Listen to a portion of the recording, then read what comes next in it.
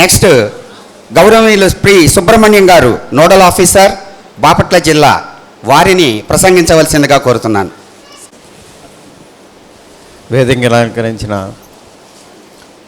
రాష్ట్ర అధ్యక్షులు మరియు జిల్లా అధ్యక్షులు, అదేవిధంగా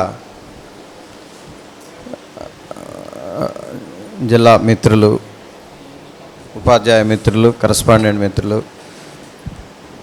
ఎంవి గారు ఎస్పెషల్లీ, అదేవిధంగా మా మిత్రులు ఈనాటి కార్యక్రమానికి యాంకర్గా వ్యవహరిస్తున్న రవికుమార్ గారు, అందరూ విద్యా వ్యవస్థలో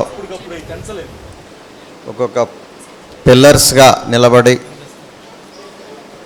ఈనాటి ఈ సమాజానికి అందిస్తున్నటువంటి చక్కటి సహకారానికి ప్రతి ఒక్కరికి హృదయపూర్వక నమస్కారాలు. ఉపాధ్యాయ మిత్రులందరికీ హృదయపూర్వక టీచర్స్ డే శుభాకాంక్షలు. ఈరోజు ఏవైతే సన్మానాన్ని పొందుతున్నారో వారికి మరొక శుభాకాంక్షలు. మన కాన్వెంట్స్ అసోసియేషన్ రాష్ట్ర అపాస్మా తరపున నేను ఇది కొత్త సంవత్సరమే కదా, ఈ సంవత్సరమేనా, కొత్త సాంప్రదాయానికి శ్రీకారం చుట్టినటువంటి యాజమాన్య అంటే అసోసియేషన్ వారికి మొదటగా శుభాకాంక్షలు తెలియజేస్తున్నాను. ఎందుకంటే ఎప్పుడు ఇలాంటి ప్రభుత్వ ఉపాధ్యాయులకి ప్రతి సంవత్సరం అనేక సందర్భాల్లో అనేక కార్యక్రమాలు దీంట్లో గుర్తింపు అంటే సన్మానం అంటే దీంట్లో ఏదో ఉంటుందని కాదు, వారు చేసిన శ్రమకి చిన్న అభినందన. మనం ఎవరమైనా ఏ విషయంలోనైనా మనం కష్టపడి చేసిన తర్వాత దానికి గుర్తింపు అంటే ఒక నలుగురు చెప్తే నలుగురు గుర్తించారు, మన కష్టాన్ని గుర్తించారు అనేది ఎంత ఆనందాన్ని ఇస్తుందో, ఆ తర్వాత రెట్టించిన ఉత్సాహంతో ముందుకు వెళ్ళటానికి ఇది బాగుంటుంది. కాబట్టి అలాంటి కార్యక్రమాలకి శ్రీకారం చుట్టినటువంటి ఈ అసోసియేషన్ వారికి మరొకసారి ధన్యవాదాలు, శుభాకాంక్షలు తెలియజేసుకుంటున్నాను.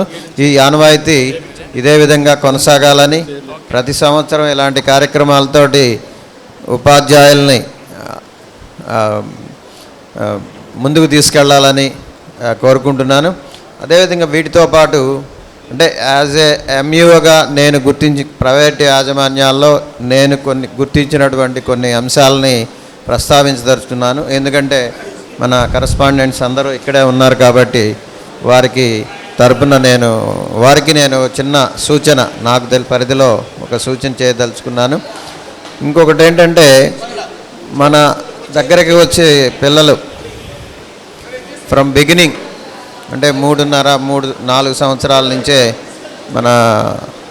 వాళ్ళ లైఫ్ మొత్తం స్టార్ట్ అవుతుంది మన దగ్గర నుంచే. తల్లిదండ్రులుగా వాళ్ళు జన్మనిచ్చి ప్రాథమికమైనటువంటి ఉన్నప్పటికీ యాజ్ పర్ రికార్డు కావచ్చు, లేకపోతే ఇంకోటి కావచ్చు, వాళ్ళ జీవితం మన దగ్గర నుంచే స్టార్ట్ అవుతుంది, మా విద్యా సంస్థల నుంచే స్టార్ట్ అవుతుంది. కాబట్టి చక్కటి రికార్డు మెయింటైన్ చేయడానికి నాకు తెలిసి ఎవరు అంత అశ్రద్ధ ఏమి ఉండదు, కానీ తెలియకపోవటం, కొంత సమాచార లోపం వల్ల రికార్డ్ మెయింటెనెన్స్లో కొంచెం చాలా లోపాలు ఉంటున్నాయి.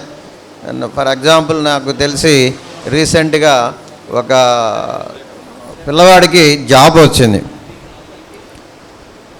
వచ్చిన తర్వాత సర్టిఫికేట్ వెరిఫికేషన్స్ వస్తాయి. మన చీరాలకు సంబంధించిన ఒక స్కూల్కి నుంచి అతను ఒక స్టడీ సర్టిఫికేట్ ఇష్యూ చేశారు లాంగ్ బ్యాక్.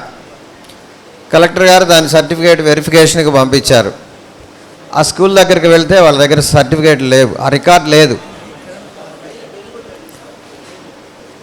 ఏదో ఒక విధంగా దాన్ని చేయటానికి సాధ్యమయ్యేది కాదు. కాబట్టి ఆ పరిధిలో అతను ఆ జాబ్ని కోల్పోయాడు. మనం లేని దాన్ని మనం ఉన్నట్టు రాసి పంపలేం.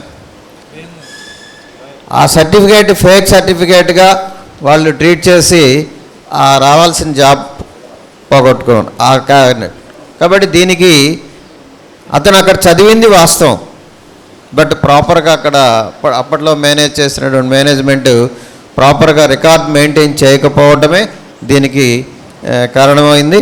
అదేవిధంగా దానికి సంబంధించినటువంటి ఈ అసోసియేషన్ వారికి నా రిక్వెస్ట్ ఏంటంటే ప్రతి సంవత్సరం కొత్త కొత్త కాన్వెంట్లు, కొత్త కొత్త మేనేజ్మెంటు, ప్రిన్సిపాల్స్ మారుతూ ఉంటారు. కాబట్టి ఒక రోజు లేదా 2 రోజులు రికార్డ్ మెయింటెనెన్స్లో ఓరియంటేషన్ క్లాసెస్ కండక్ట్ చేస్తే అది ఏదైతే ఉన్నదో రికార్డ్ మెయింటెనెన్స్లో ఎవరు ఇబ్బంది పడకుండా ఉండడానికి అవకాశం ఉంటుందనే ఉద్దేశంతో నా సలహా.